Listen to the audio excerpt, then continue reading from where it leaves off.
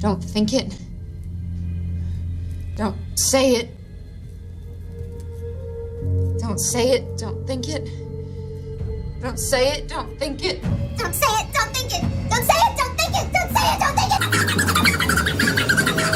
it. How about don't watch it? Is that an option? Hello everyone, welcome back to another movie analysis where I give you the basic rundown of movies and or critically pick them apart.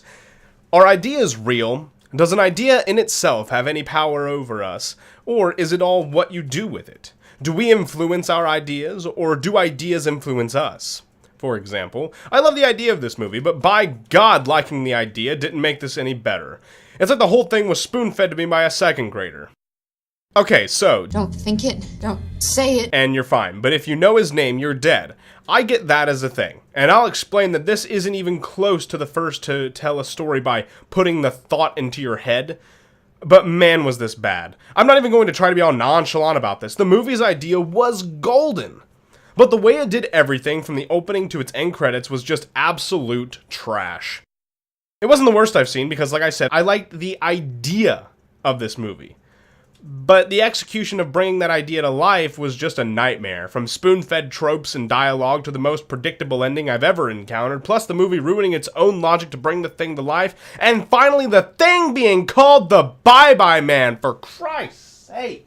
Alright, so looking at Macbeth, did Macbeth plan on killing the king, or did the witches put the idea in his head? Was he originally going to go insane, or did he literally play out what he heard? Was he evil all along, or did the idea of power drive him to murder? I mentioned the idea paradox because that is the theme that was stressed in today's movie, the Bye-Bye Man. The movie mentioned repeatedly that there was a power in an idea, and that an idea could make you do terrible or great things. Something that's in our heads. That's real. Ideas are real. If it's not. And Elliot, we're all losing our minds at the same time. But if you remove all references to something in the past, that past no longer exists. Even the idea of it's gone. The worst part is that you can't fight an idea, as all it takes is thinking about the idea and it has you. Whereas a physical entity simply exists and can be countered and escaped, not an idea. But what, then, was the man to them? Was he a ghost that only exists in the power of existence? Let me put this in another way.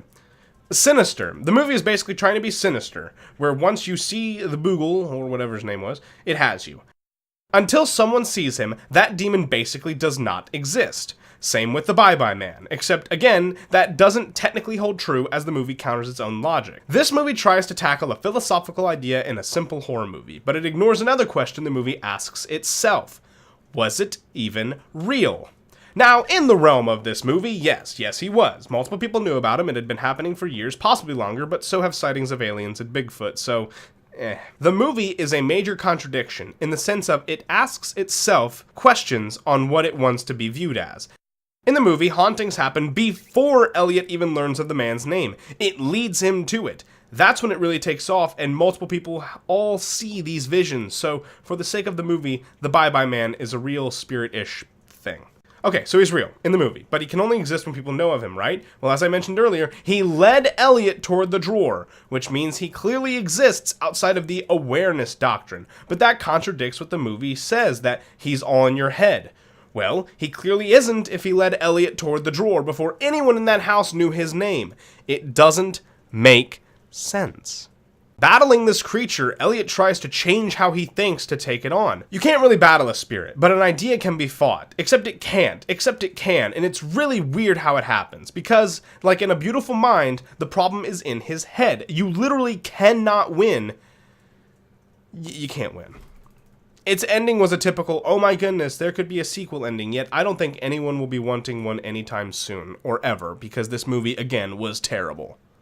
Anyway, as I mentioned earlier, this is an existing urban legend from the book The Bridge to Body Island by David Robert Schneck, and is basically why this movie, while being based off an urban legend, is still bad. The legend says that the man was an albino, who was made fun of to the point where he began killing people. He traveled by train and eventually began to lose his sight, so he made a companion.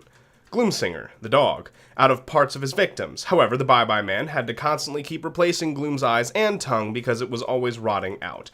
He had long hair, glasses, and wore a pea coat and wide brim hat with a tattoo on his wrist. Also, he apparently has telepathy and knows when you're about to think about him, which is how he led Elliot to the drawer. A few details missing, but other than that, you probably didn't know much about that just by watching the movie. Which is why it didn't matter, because a movie should be able to convey all of this, yet it answered none of its own questions. Anyway, that movie was absolute trash, and I almost regret watching it, but it can only bother if you let it. Don't think it, don't speak it, don't watch it. But anyway, guys, I thank you for watching, and I will see you all next time. Don't forget to leave a like, comment, and subscribe, and nothing else. I want to see you all next time. Peace!